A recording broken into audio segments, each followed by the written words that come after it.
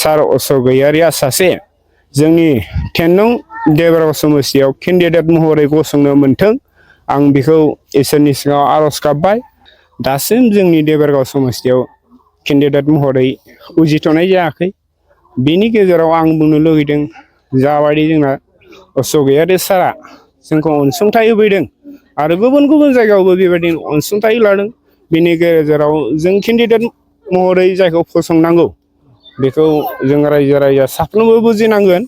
जाय मानसिया माने गोनां गैयै नेवसियालासे माने सुबुरुन माने अननाय सिबिनाय बेखौ होलांनो हायो। जों बे बेक्ति केन्डिडेटखौ जोंबो नागिरनांगोन। जोंनि दा दैनं सलजरायाव आंनि साननायल' नङा जोंनि रायजोनि साननायाव माने सार असगयारिया सासे जोंनि 10 नं देबरगाव समस्तियाव केन्डिडेट महरै गसंनो मोन्थों आं बेखौ इसोरनि सिगाङाव आरज गाबबाय।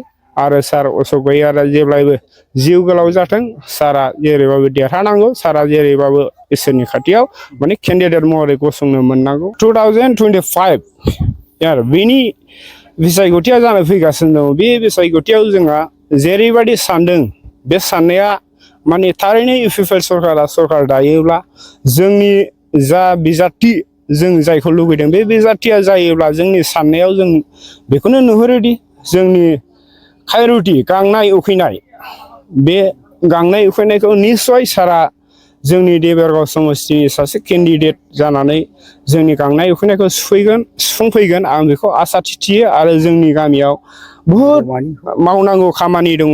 लामा मोनसेबो मोजां जाथ'वाखै दा बर्थमान मावनो हास्लाबाखै बेखौबो जों फोथायो। सरकारा थिगैनो दंमोन माखासे बेले बेजेआव माखासे हास्लाबैयाव मावनो हाया जानो हागौ। खिन्थु नैबे जोंना दा जाय जों लुबैनाय बिजाथि केन्डिडेटआ देरहालांगोन अब्ला बे बिथाङा जोंनि गांनाय उखैनाय जोंनि हांख्रायनाय जोंनि माबाखौ नायफैगोन निस्सय सुफुंफैगोन बेखौनो आङो लुबैयो। सारनिसिम आसा खालायनानै सार असगयारिनिसिम आसा खालायनानै बेखौनो आं बुंबाय आरो।